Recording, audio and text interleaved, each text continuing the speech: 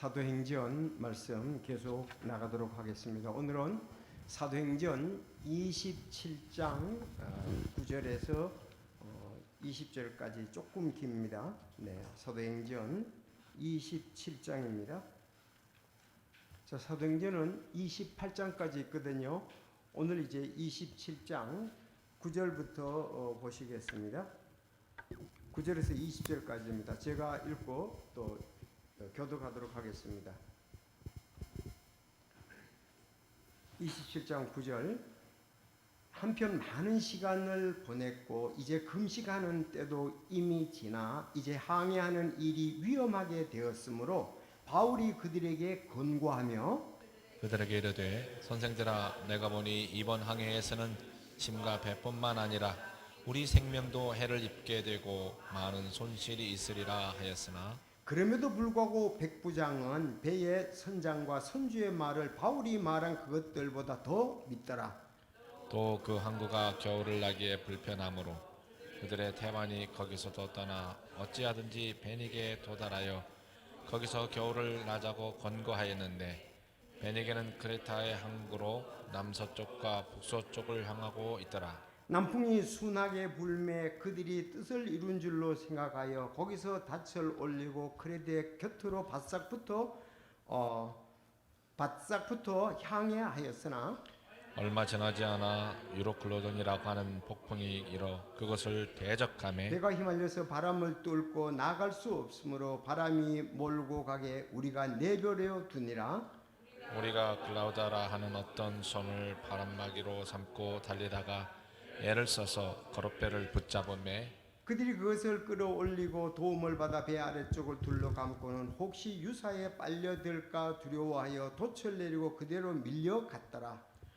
우리가 폭풍으로 인해 심히 요동하였으므로 다음날 그들이 배를 가볍게 하고 셋째 날 우리의 배의 밧줄 감는 기구를 우리 손으로 버리니라. 일어날 동안 해도 별도 보지 아니하고 작지 않은 폭풍이 우리를 덮치매 우리가 구원받으리라는 모든 희망이 그때에 사라졌더라. 아멘.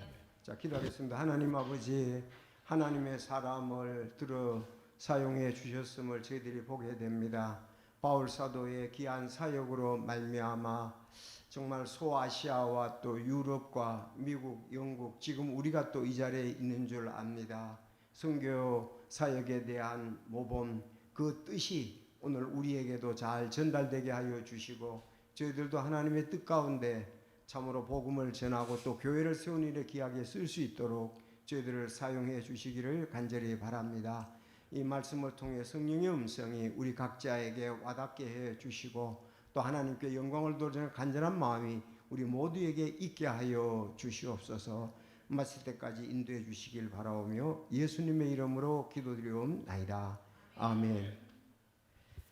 자, 오늘 저희들은 사도행전 이제 27장, 28장을 보면은 사도행전이 다 끝나게 됩니다. 여러분 잘 아시는 대로 전체적으로 한번 복습을 하고 우리가 넘어가도록 하겠습니다. 자, 사도행전은 1장에서 몇 장까지 있다고요? 28장까지 있습니다. 28장까지. 자, 사도행전은 사도들이 복음을 전하고 교회를 세웠던 그 활동 내용을 기록한 것이 사도행전입니다.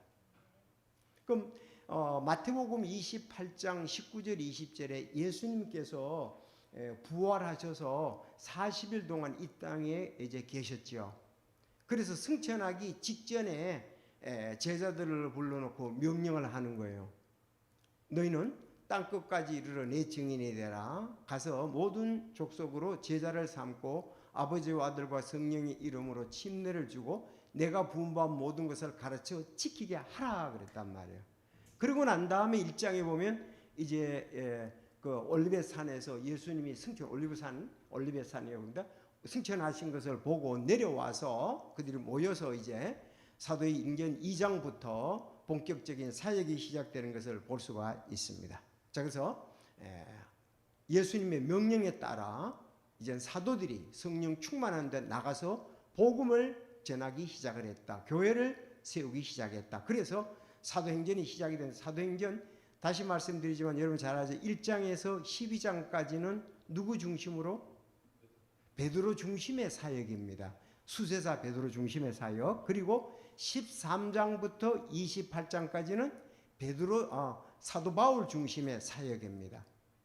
그래서 베드로 중심의 사역은 예루살렘 교회를 중심으로 해서 주로 유대인들에게 복음이 증거됐고요.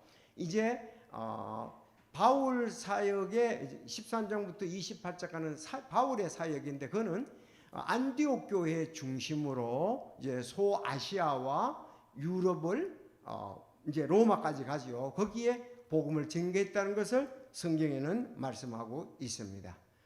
자, 그러는 가운데 여러분 잘 아는 대로 사도행전 1장부터 이제 12장까지는 베드로 중심이라고 했잖아요. 13장부터 특별히 14장은 소아시아 즉 갈라디아 중심의 사역이었고 지금의 투르키의 남쪽입니다. 거기서 1차 선교행 갔다 오고 2차 선교행에 갔는데 거기서 이제 성령님께서 역사하셔서 강 건너와서 우리를 도우라는 음성을 듣고 2차 선교행 때 유럽으로 가게 되는 거예요. 그것이 사도행전 16장부터 시작이 됩니다.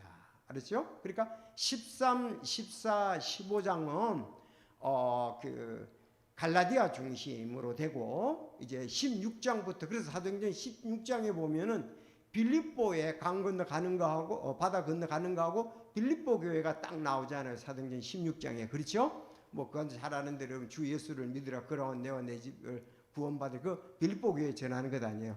그래서 빌립보 전하고 데살로니가 전하고 베레아 전하고 다음 아가야 지방에 가서 그리스 아테네에 전하고 고린도 전하고 갱그리아 전했던 것을 여러분들이 잘 아시잖아요.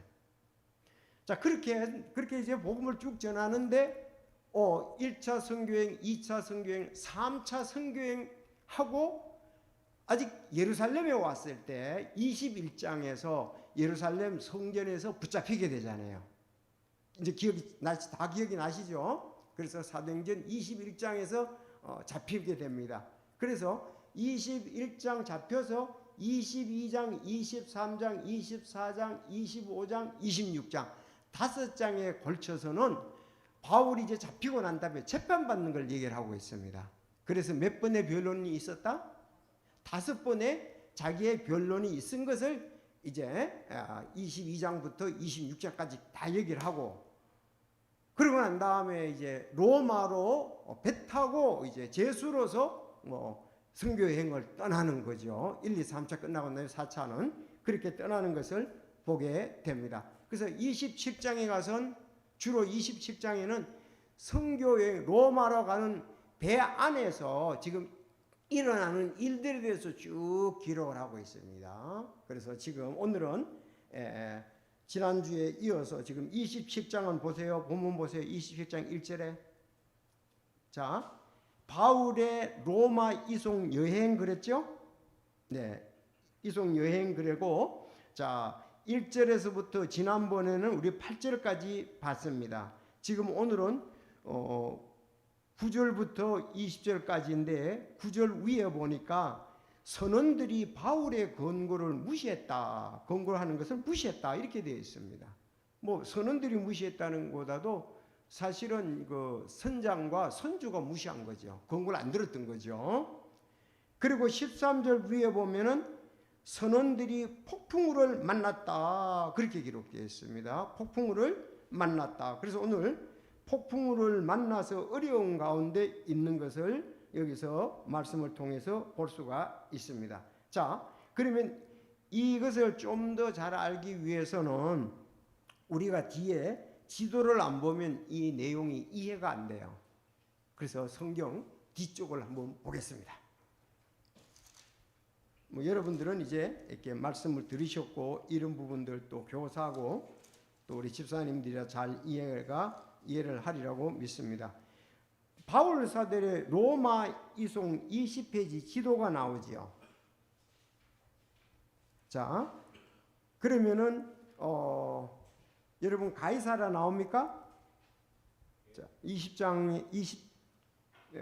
지도 20페이지에 보면 가이사라 나오죠. 예, 예루살렘 나오고 가이사라 나옵니다. 가이사라는 바닷가에 있죠. 가이사라에서 출발해서 시돈으로 가게 됩니다. 지금 로마 이송 과정을 지금 보는 겁니다. 시돈 다음에 어디죠? 네, 무라입니다. 무라. 다음 무라 다음에 크니두스입니다. 크니두스 다음에 살모네입니다. 살모네 다음에 라세아입니다. 그 다음에 아름다운 항구입니다. 여러분 크레테는 큰 도시, 큰 섬 전체를 말하는 겁니다. 알았죠? 크레테는 섬 전체를 말하는 거고 아름다운 항구라고 되죠. 요걸 이제 개역 성경에서는 미항이다 이렇게 되어 있습니다. 다음 그리고 난 다음에 어디로 갑니까? 예, 글라우다로 갑니다. 그리고 베니게가 있죠. 그리고 오늘 여기입니다. 지난주에 이제 아름다운 항구까지 갔거든요. 미항까지 간 것을 우리가 보았습니다. 자, 미항에서 바울 사도가 얘기를 하는 거예요. 우리 이제 항해를 더 안 했으면 좋겠다. 가을이 접어들었고 겨울이 접어들으면 굉장히 어려운 것이 항해입니다. 그 당시에 봐서는. 그래서 바울 사도가 안 하면 좋겠다 그러는데 그 지도자 선주와 선장이 자 그러지 말고 백부장한테 얘기를 하는 거예요. 우리 떠나자. 그리고 거기에 있는 지금 276명이 배를 타고 있어요. 엄청 크죠. 그게 알렉산드리아호거든요. 알렉산드리아호입니다. 그래서 지금 아름다운 항구에서 바울은 가지 말자 그러고 선주와 선장은 가자 그랬습니다. 그리고 거기에 있는 276명의 많은 사람들이 가자. 왜냐하면 여기에서는 우리 가을 이제 끝나가는 때인데 겨울 나기가 굉장히 어렵게 가자 그랬습니다. 가다가 지금 엄청난 폭풍우를 만나게 됩니다. 그 얘기를 지금 말씀을 통해서 하는 겁니다. 자, 그러면은 여기 조금 이제 지도를 좀 해석을 해드릴게요. 여기 키프로스 보입니까? 키프로스가 섬이죠. 예, 키프로스 시돈 옆에 키프로스 있지 않습니까? 여기는 그 지중해 여기 지중해 바다거든요. 크게 지중해에서 세 번째 큰 섬입니다. 세 번째 큰 섬. 뭐 써놓으셔도 됩니다.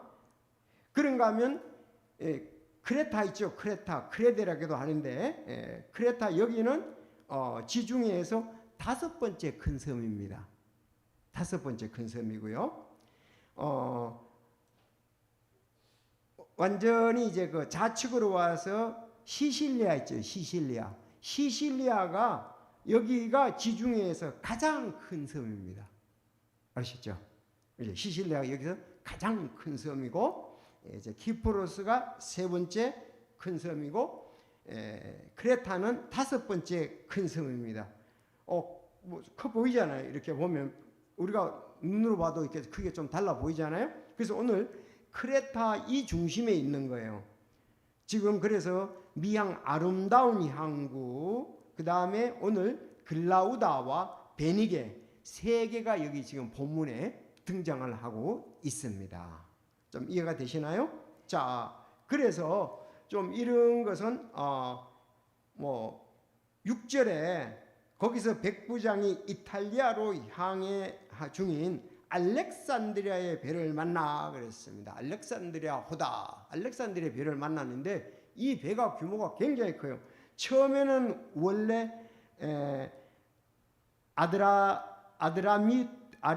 발음도 그러네. 아드라미티움이라는 이 적은 배를 탔었죠. 여기 앞에 있잖아요. 아드라미티움 있죠? 아드라미티움. 이 적은 배를 타다가 큰 배로 갈아탄 겁니다. 알렉산드리아호를 탔다.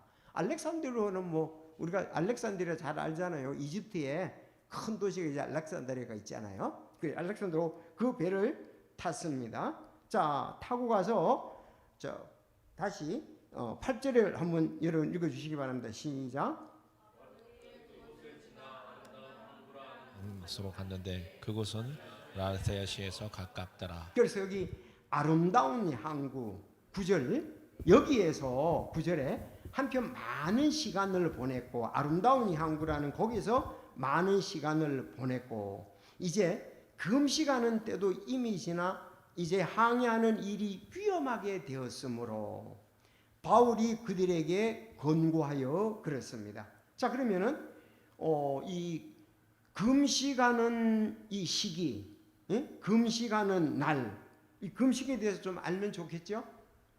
이스라엘 백성들이 물론 뭐 하루에도 한 기도하는 시간은 3번 되고 이러는데 뭐 금식은 신구약에 보면은 자율적이지만 공식적으로 금식하는 날, 그걸 여기서 지금 말하는 거예요. 유대인들은 1년에 속죄일, 그날 하루 금식하게 되어 있습니다. 금식. 그러면 속죄일은 언제죠? 예, 잘하시네요. 7월 10일이 대속죄일입니다. 그때 금식하면서 자기 죄를 회개하고 대제사장은 어떻습니까? 지성소에 1년에 딱 한 차례 들어가서 그 지성소에서 피를 뿌리면서 이스라엘 백성들을 죄를 용서해 달라고 하나님께 나가는 것이 대속죄일입니다. 그날 백성들은 금식하고 또 하나님 앞에 대제사장은 나가서 기도하고 또 하나님의 그 음성을 듣고 이런 부분들에 관한 부분이 대속죄일입니다. 7월 10일 날인데 지금 이게 유대인들의 달력에 이제 7월 10일이라고 되어 있는 거고 오늘날로 하면 9월 10월 달에 9월 10월쯤 됩니다. 아셨죠? 우리 양력으로 하면 9월 10월. 그러니까 9월 10월 돼서 가을이 되고 곧 겨울이 오면은 항해하기가 부적합해요. 항해하면 어려움이 많습니다. 그래서 바울이 그렇게 얘기해요. 한편 많은 시간을 보내고 이제 금식하는 때도 이미 지나 그러는데 거기서 금식한다는 말은 대속죄일의 금식을 말합니다. 그걸 이제 써놓으시고 7월 10일입니다. 유대 달력으로 오늘날 하면 뭐 9월달 말도 될 수 있고 7월 초도 이렇게 될 수가 있습니다. 자, 금식하는 때 그러면 그때 금식하는 때 7월 10일 정도 지나면은 환경이 바뀌어진다는 걸 얘기를 하는 거예요. 이제 항해하기가 적합하지 않다는 걸 얘기를 하는 거예요. 그래서 금식하는 때도 이미 지나 이제 항해하는 일이 위험하게 되었으므로 그 무렵에는 대체로 이제 항해하는 것을 마감을 거의 하는 어디 정박에서 머물거나 더 항해를 하지 않는다 이거예요. 왜? 바람이 많이 불고 어려움이 있기 때문에 그렇습니다. 자, 하는 일이 위험하게 돼서 바울이 권고를 합니다. 먼저 바울이 권고를 해요. 뭐라 그러느냐? 그들에게 이르되 선생들아 내가 보니 이번 항해는 짐과 배뿐만 아니라 우리 생명도 해를 입게 되고 많은 손실이 있으리라 하였으나, 그래서 바울이 얘기를 하는 거예요. 여기 짐 거기에 주로 그 곡식도 그 배에 많이 가지고 가는 거예요. 알렉산드리아는 굉장히 그 부유한 이스라엘의 가장 기름진 도시잖아요. 그래서 곡식을 가져가서 다른 거하고 바꿔서 또 싣고 가기도 하는 아주 이렇게 무역 배이면서 사람들을 같이 싣고 다니죠. 사람이 260명 굉장히 큰 배다. 거기에 짐도 싣고 있었다는 거죠. 당연히. 자, 무역의 배의 짐도. 그래서 이번 항해는 짐과 이 지금 알렉산드로 배뿐만 아니라 우리 생명도 해를 입게 되고 많은 손실이 있으리라 했다. 내가 볼 때 그렇다 이거예요. 그런데 이걸 바울 사도는 정말 지금 항해하는 사람들의 267명의 목숨까지도 276명입니까? 네, 276명. 다시 한번 잘 볼게요. 맞아요. 자, 그래서 276명입니다. 276명의 생명까지도 보면 하나님께서 뭐라 그랬어요? 바울에게 여기 276명이 안전하게 로마로 다 도착한다 그랬거든요. 하나님이 그런 음성을 들려줬고 또 내가 너와 함께하고 너가 이방인에게 복음을 전했듯이 예루살렘에 가서도 로마에 가서도 복음을 전한다 그랬단 말이야. 그러니까 바울은 지켜줄 걸 믿었는데, 그래서 전체적인 바울은 그냥 항해만 하는 게 아니에요. 자기는 제수로서 가는 게 아니고 전체 배와 짐과 사람들에 대해서 하나님의 인도하심을 구하면서 가는 사람이었습니다. 중요한 거죠. 사실 지도자는 이런 부분이 있는 거예요. 지도자들이 아닌 사람들 그냥 배 타고 가면 되고, 바울은 지금 제수로 가는 그뿐만 아니라 여기 이 사람들에게도 주님의 영광을 드러내야 된다는 거예요. 그런 부담을 가지고 지금 바울은 가고 있는 거예요. 왜? 배에 있는 사람들도 다 죄인이고 예수 그리스도의 복음을 받아들여야 할 사람으로 생각을 한 거죠. 여기 배에서도 하나님의 귀하심이 드러나야 된다는 거죠. 그래서 그는 이 항해 단직은 뭐 선주와 그 다음에 선장이 알아서 하겠지. 그리고 그 인도자 백부장, 이제 백부장 군대 있잖아요. 율리오가 알아서 하겠지. 그런 게 아니었습니다. 하나님께 그는 기도를 했겠죠. 날씨에 대해서도 기도하고 사람들에 대해서도 기도하고 모든 것에 대해서 기도한 하나님의 사람. 사실 우리가 성경에서라도 여러 가지 중요한 것은 하나님의 사람들은 어떤 일에서 하나님의 인도하심을 구하고 말씀을 따르는 게 하나님의 사람들 아닙니까?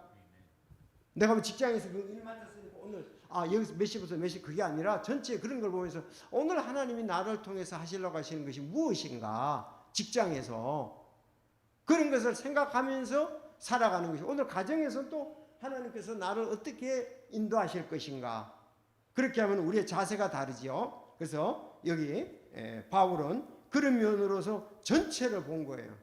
여러분, 지도자는 뭐 우리도 아주 부족한 점이 많지만 전체를 보는 게 리더자지요, 지도자지요. 뭐 대통령도 전체를 다 봐야 되는 거예요.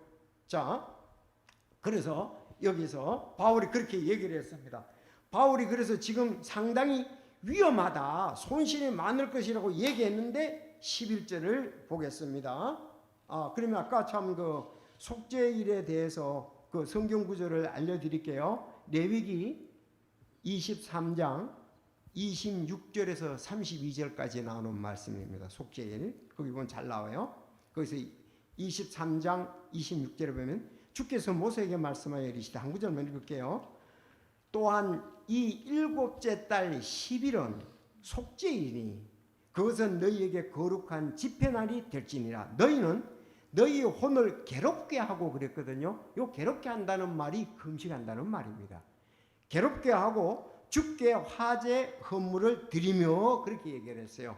그리고 32절에도 그날은 너희에게 안식하는 안식일이니 쉬면서 너희는 너희 혼을 괴롭게 하고 금식을 하고 그달 9일 저녁 곧 그 저녁부터 다음날 저녁까지 너희의 안식을 실행할지니라 그랬습니다.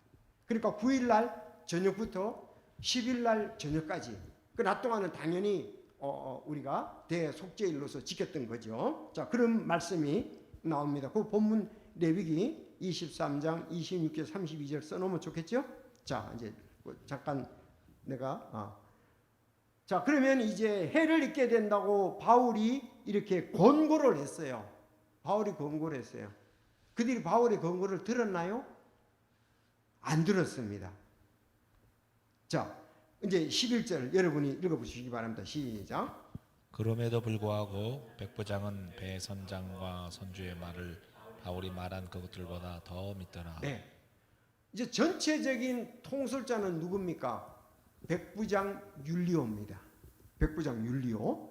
앞에 율리오라고 나오죠. 자, 27장 1절에 보면 율리오라는 말이 나오잖아요. 백부장 율리오가 전체적으로 그 제수들을 인도하고 하는 사람입니다. 그런데 여기 이제 당연히 선주도 있고 알렉산드리아호 선주도 있고 그것을 인도하는 선장도 있겠죠. 그랬더니 백부장이 이제 말하는, 백부장은 배의 선장과 선주의 말을 바울이 말한 그것들보다 더 믿더라 그랬어요. 그러면 어떻게 된다는 말입니까? 미항에서 아름다운 항구에서 머물지 않고 출발을 하겠다는 거죠. 바울은 아름다운 항구에서 머물자, 우리가 위험할 것 같으니까. 그런데 바울의 말보다도 선장과 선주의 말을 듣고 백부장 율리오는 갑니다, 이렇게 한 거예요. 자, 그리고 또 거기에 있는 사람들이 있잖아요. 사람들도 어떤 반응을 보였냐. 12절에 보면 또 그 항구가 겨울나기에 불편함으로 그들의 태반이, 즉 반이상이죠. 거기서도 떠나 어쩌든지 베니게에 도달하여 거기서 겨울을 나고자 권고하였는데, 베니게는 크레타 항구에 남서쪽, 북서쪽을 향하고 있더라 그랬습니다. 이해가 되시죠? 그러니까 바울은 가자 그랬고 선장과 선주는 여기 머물자 그랬고 선장과 선주는 가자 그랬고 많은 사람들도 베니게가 거 가면은 우리가 겨울을 나기가 더 좋다 이 말입니다. 그랬더니 어떻게 했어요? 율리오는 선장과 선주 얘기하죠. 사람들 태반이나 베니게 가서 거기 우리 겨울을 납시다 그랬단 말이에요. 자, 그래서 지금 이제 향해를 하게 되었습니다. 아까 베니게 봤죠?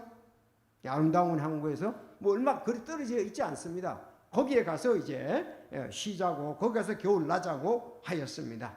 자, 그런데 13절부터 보면은 이제 요런 거는 뭐 알렉산드리아호라든가 아까 오늘 폭풍 이름이 유로클루돈이에요. 유로클루돈. 자, 13절.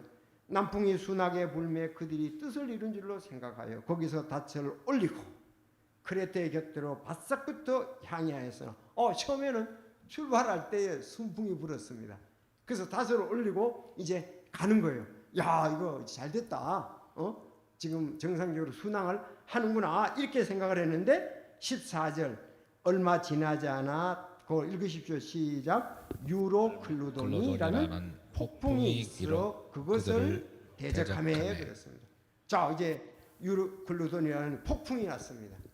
우리도 뭐 폭풍, 뭐 매미도 있고 또 뭐 어떤 게 있었어요? 뭐 여러 가지 있잖아요. 해마다 폭풍이 있죠. 그런 것처럼 폭풍 이름이 정해졌단 말이죠. 태풍. 그래서 여기 유로클루돈이다. 알렉산드리아호다. 또 뭐 백부장 율리오다. 베니게로 간다. 아름다운 향이다. 이런 것은 자꾸 읽어서 우리의 두면은 우리는 그 공감을 할 수도 있고 또 하나님께서 어떻게 일하시는 그걸 볼 수가 있어요. 그 얼마 지나지 않아 유로클루돈이라는 하는 폭풍이 이뤄 그것을 대적하며 항해를 대적하며 배가 휘말려서 바람을 뚫고 나갈 수 없으므로 바람이 부니까 바람이 몰고 가게 우리가 내버려 두니라. 바람 따라 그냥 놔둔 거예요. 배를 갖다가 어디 통제가 안 되는 거죠. 바람이 휩쓸어 가는 거죠. 배가. 우리가 글라우다 아까 글라우다 봤지요. 지도에서 글라우다 봐서 그러하는 어떤 섬을 바람막이로 삼고 달리다가 애를 써서 거룻배를 붙잡음에 그랬어요. 거룻배는 소형 배예요. 지금은 276m를 그렇죠. 이거 대형 배인데 거기 이제 소형 배들이 뭐 이제 그 붙잡음에 그렇습니다. 그들이 그것을 끌어올리고 도움을 받아 배 아래쪽으로 둘러감고는 혹시 유사 즉 바다에 있는 모래지요. 거기에 빨려들까 두려워하여 돛을 내리고 그대로 밀려갔더라. 우리가 폭풍으로 인해 심히 요동하였으므로 다음날 그들이 배를 가볍게라고 막 버린 거예요. 배도 일부러 버리고 그 안에 있는 내용 셋째 날 우리가 배에 밧줄 감는 기구를 우리 손으로 버리나 이건 뭐 항해를 이제 할 수가 없는 거예요. 여러 날 동안 해도 별도 보이지 아니하고 계속 어둡고 비가 오든지 뭐 그랬다는 거죠. 작자는 폭풍이 우리를 덮치매 우리가 구원받으리라는 모든 희망이 그때에 사라졌다. 이제는 우린 죽을 수밖에 없다. 이제 살 희망도 없어졌다는 겁니다. 여기서 좀 이제 우리가 하나하나 말씀을 이렇게 보도록 하겠습니다. 자, 여기 이제 그들이 가고 있는데 먼저 백부장 율리오가 바울의 권고를 듣지 아니했다 하는 겁니다. 자, 우리가 어떤 경우에는 상황적으로 볼 때는 선장과 선주가 경험이 더 있고 다수에 따라 움직일 수 있지만 성경에는 이런 말씀이 있습니다. 분별 있는 자는 해악을 보고 숨으나 단순한 자는 나아가다가 벌을 받느니라. 이런 잠언의 말씀이 있습니다.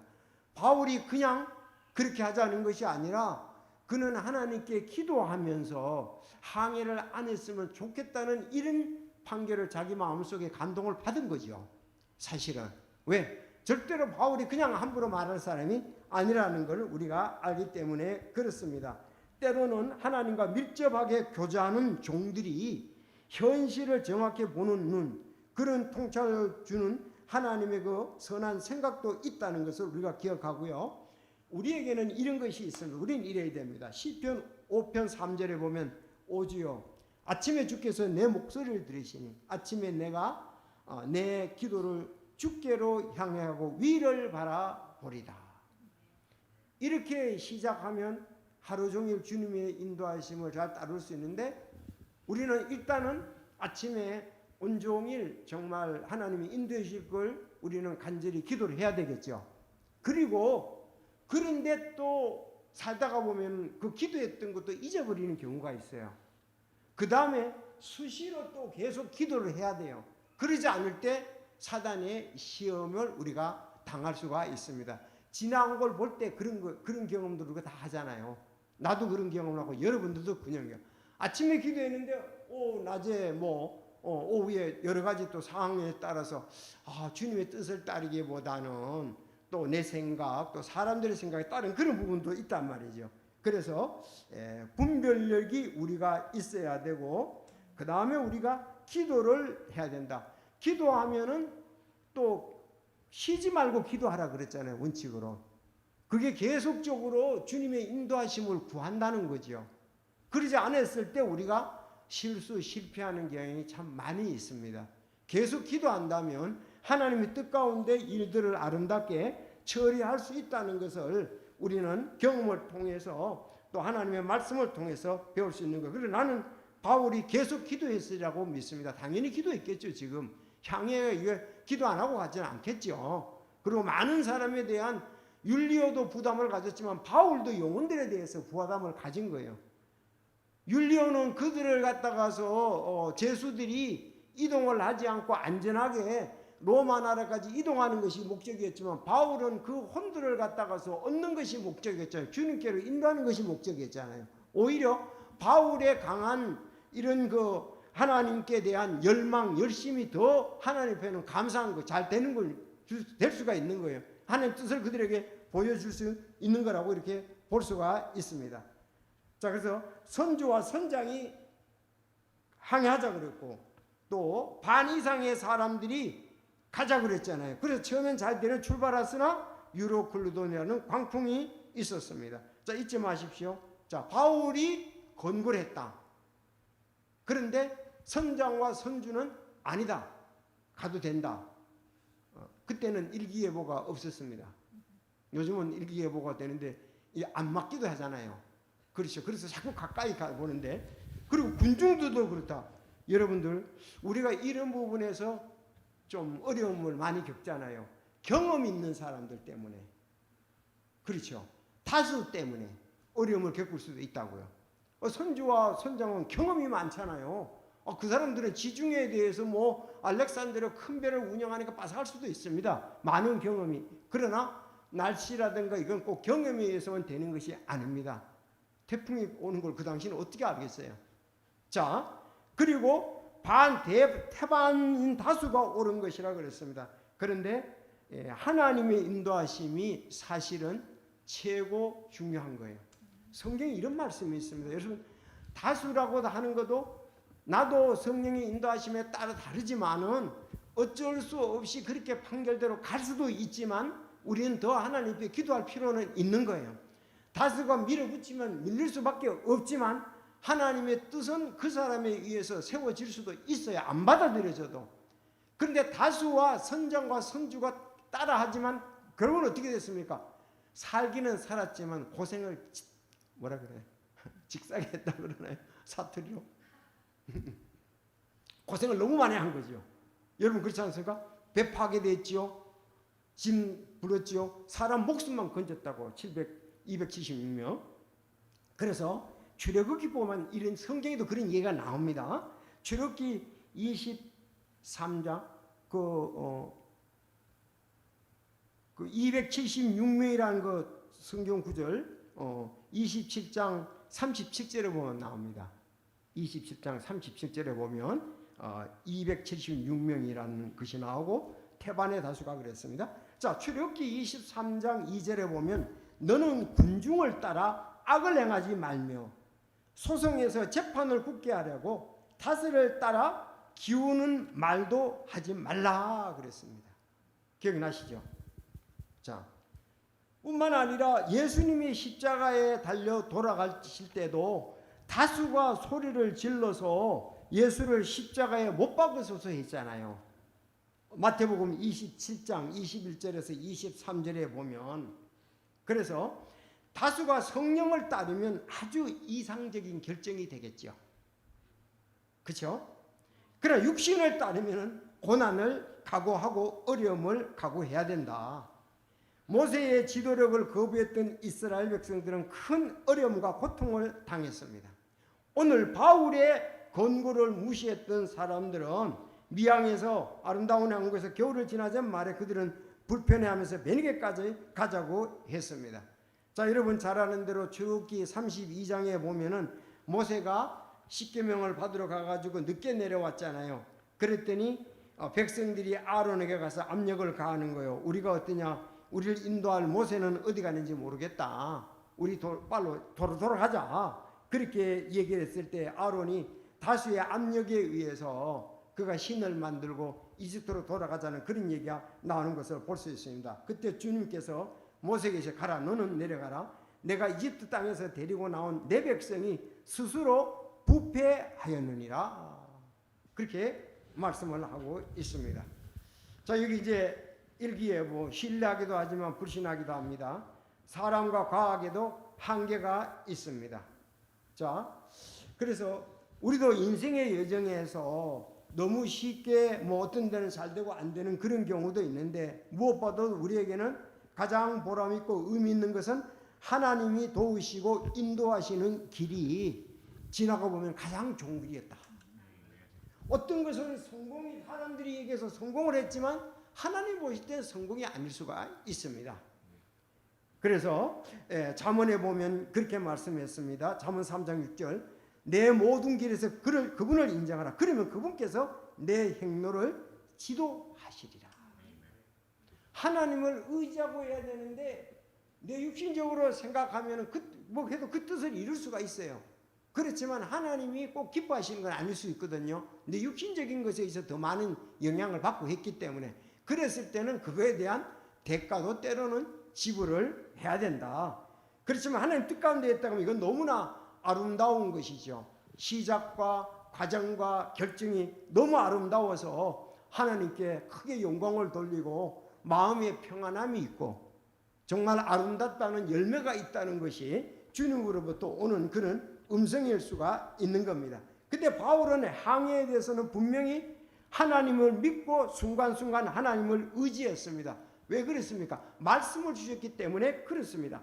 그가 사도행전 23장 11절에 그날 밤에 주께서 그에게 되소서되 바울아 기운을 내라. 내가 예루살렘에서 나에 대해 증언할 때 반드시 로마에서도 그렇게 증언해야 하리라 하시니라. 이건 주님의 분명히 인도하심이 있다는 겁니다. 지금 향해 배가 파괴되고 짐들을 버리고 그렇게 할지라도 바울은 지금 나와 함께 이 사람들이 로마까지 간다는 것에 대한 확신입니다. 그런데 바울은 이런 확신을 가졌지만 율리온은 이런 확신을 가질 수 있었을까요? 가졌다고 볼 수가 없는 거죠.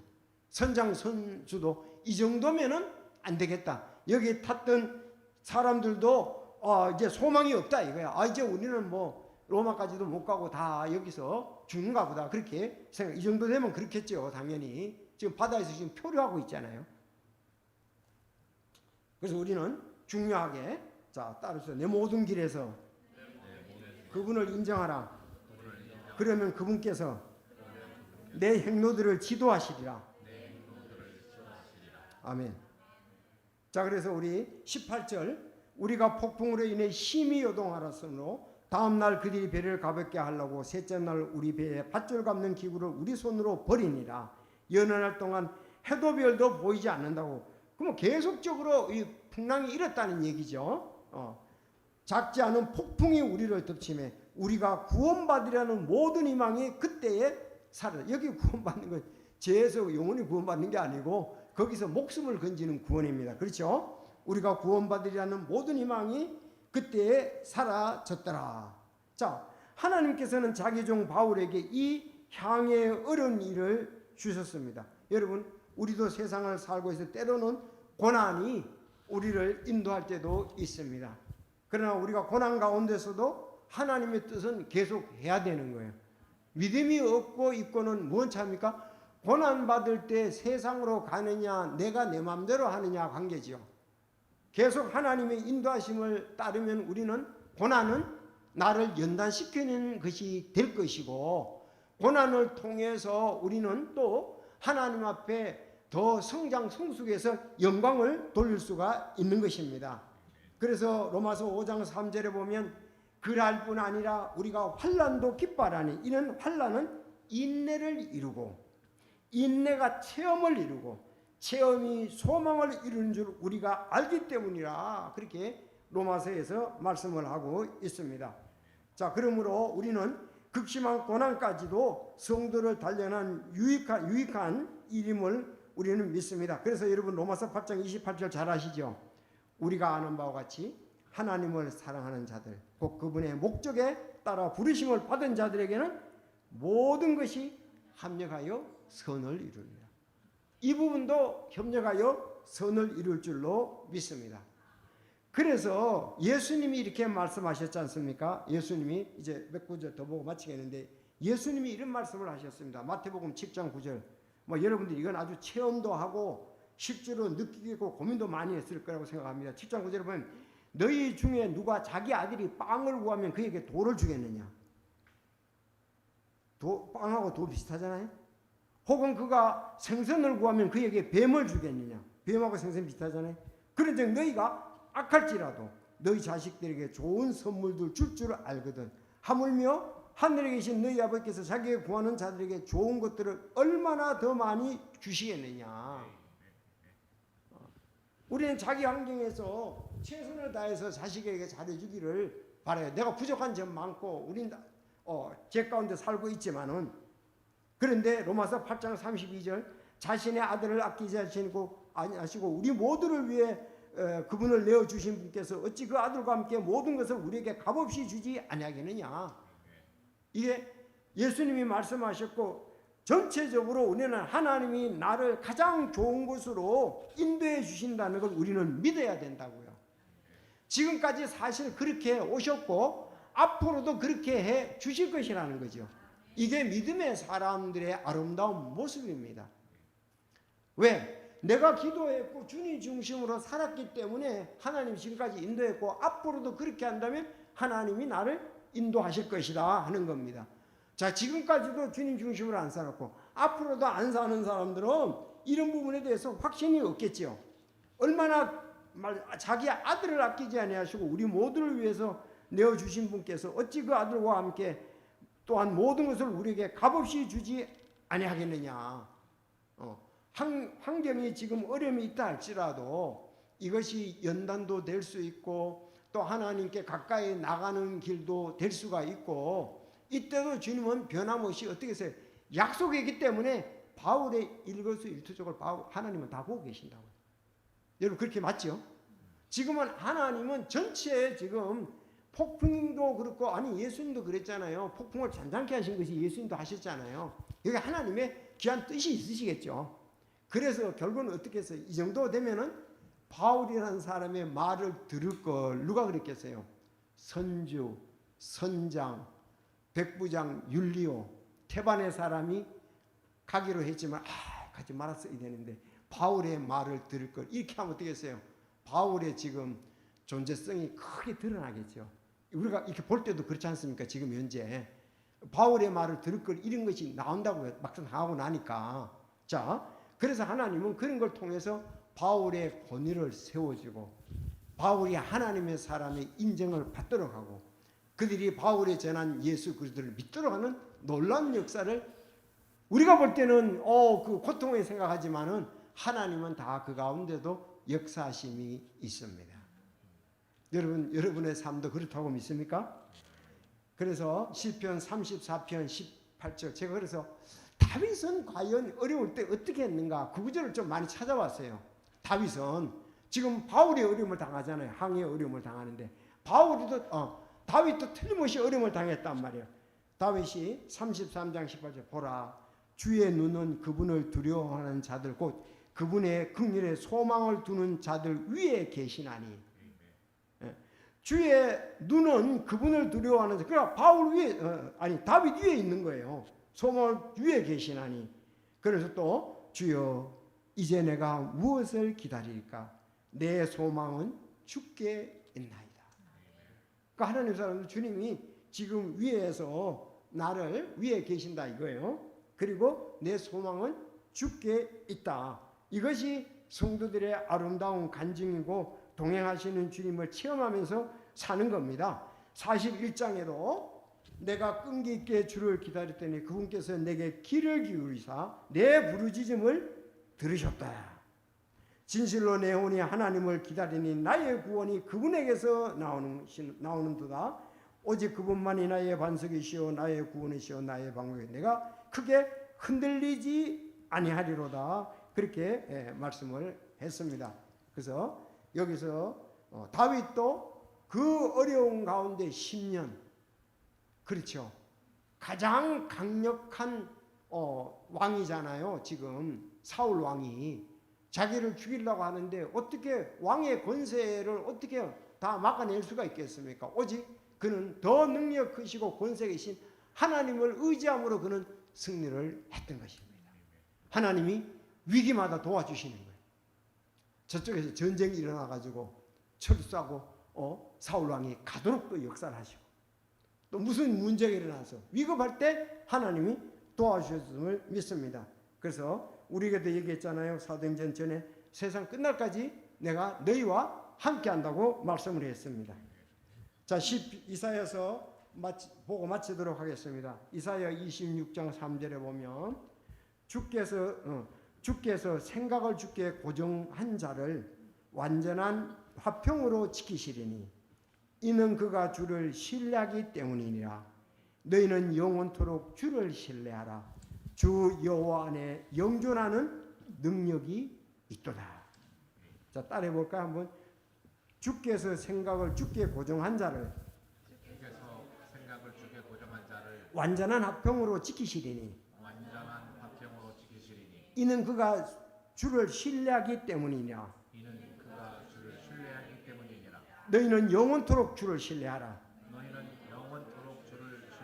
주 여호와 안에 영존하는 능력이 있도다.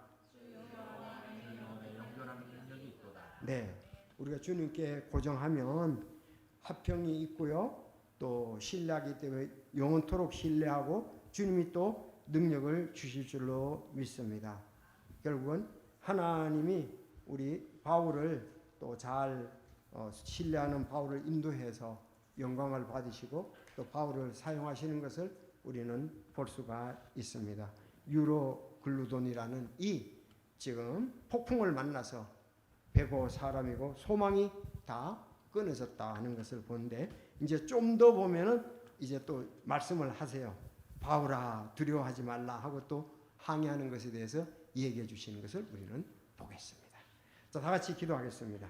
하나님 아버지 오늘 말씀을 감사드립니다. 저희들